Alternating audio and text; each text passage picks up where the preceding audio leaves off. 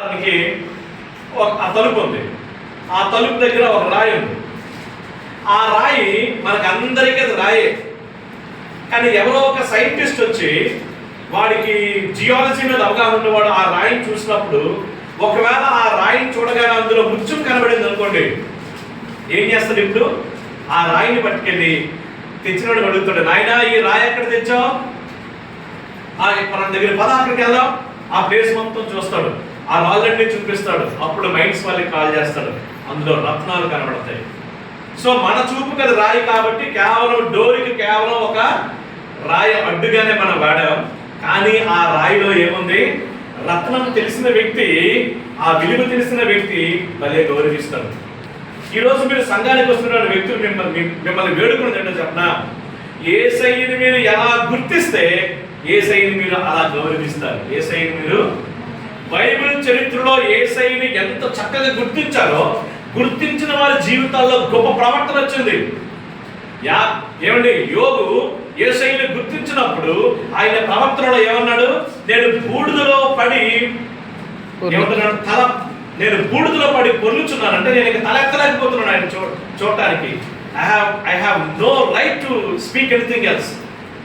నేను చెవిలారా విన్నాను, కడులారా ఇప్పుడు చూశాను, వినికిడి వల్ల విన్నాను, నిండారా చూశాను. ఇప్పుడు మరి ఇంకా మారు మాట్లాడక నోటి మీద వేలేసుకున్నాను. యేసయ్యని చూస్తే వచ్చేటువంటి ఆ పరివర్తన. యెషయా అంటున్నాడు, యేసయ్యని చూసిన తర్వాత గడప కొమ్మలో పునాదులు కదులుతున్నాయి, అదురుచున్నాయి.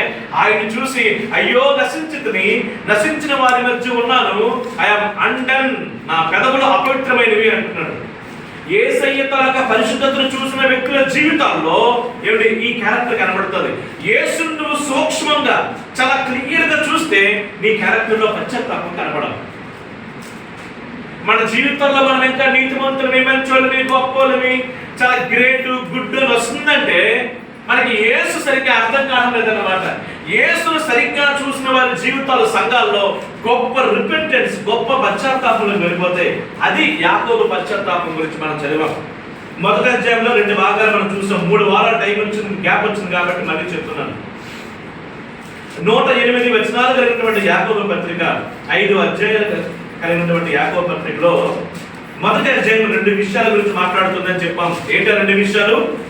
మొదటిది యాకోబు గురించిన సత్యం, రెండవది శోధన గురించిన సత్యం, మూడవది దేవుని వాక్యాన్ని గురించిన సత్యం.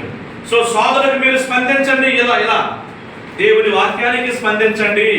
రెస్పాన్స్ అనే పదం అంటుంది మొదటి అధ్యాయం. 2వ అధ్యాయంలో మీరు పక్షపాతం చూపించకండి, పార్షియాలిటీ వద్దు సంఘంలో. అది 2వ అధ్యాయంలో మొదటి భాగం. 2వ అధ్యాయంలో 3వ భాగం ఏం చెప్తున్నాం? 2వ భాగం, నీకు విశ్వాసం ఉంటే నీ బ్రతుకులో క్రియలు ఎక్కడవి? నిజమైన విశ్వాసము, రుజువైన విశ్వాసం అని మనం చదివాం. 3వ అధ్యాయంలో 2 భాగాలు చేస్తున్నాం ఈరోజు. మొదటి భాగం మాట, రెండవ భాగం జ్ఞానం. 2వ భాగం నేను చెప్తున్నప్పుడు మీకు అర్థమవుతుంది.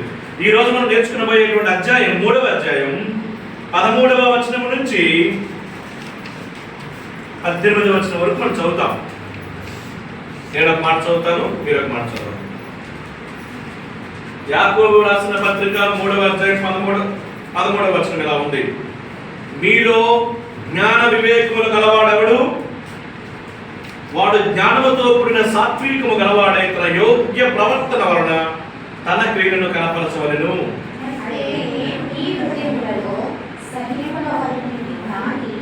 మత్సరమును వివాదమును ఉంచుకుని వారైతే అతిశయపడవద్దు, సత్యమునకు విరోధముగా అబద్ధమాడవద్దు.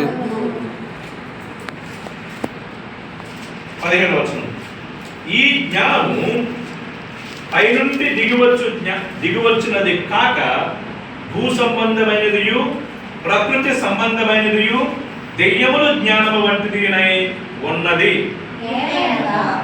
మత్సరమును వివాదమును ఎక్కడ ఉండునో అక్కడ అల్లరియు ప్రతి నీచ కార్యమును ఉండును. అయితే పైనుండి వచ్చు జ్ఞానం మొట్టమొదట పవిత్రమైనది, తరువాత సమాధానకరమైనది, మృదువైనది, సులభముగా లోబడినది, కనికరములతోనూ మంచి ఫలములతోనూ నిండుకొనినది, పక్షపాతమైనను వేషధారణైనయు లేనిది అయి ఉన్నది. నీతి ఫలము సమాధానము చేయువారికి సమాధానమందు విత్తబడును. సో ఈ గొప్ప